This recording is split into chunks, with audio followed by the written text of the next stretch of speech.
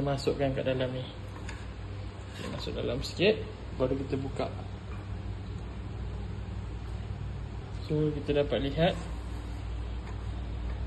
air tak keluar. So bila mana air tak keluar, berkemungkinan water pump kita problem. So kita try on off dulu. So kita off dulu, kemudian kita on. Okey, sepatutnya dia mengeluarkan bunyi lah kalau water pump ni elok. So sekarang water pump tak mengeluarkan bunyi. So apa kita perlu buat, kita kena buka lubang angin dia ni dulu. So kalau ada plier pipe ni lagi elok lah. Kalau tak ada, plier apa pun boleh, ataupun spanner. Buka yang ni. So kita buka. So untuk first kali kita tutup dulu yang ni. Kemudian kita dah buka yang tadi, buka sikit. Okay.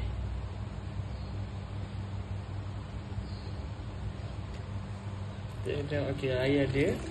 So kita tutup balik. Tutup yang ketat lagi. Okay, kita on. Okay. Kemudian kita buka sikit. Buka sikit.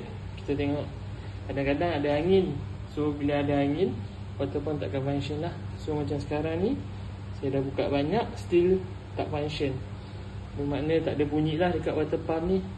So kita dapat detect water pump kita problem. Sebab dekat sana kita buka lagi.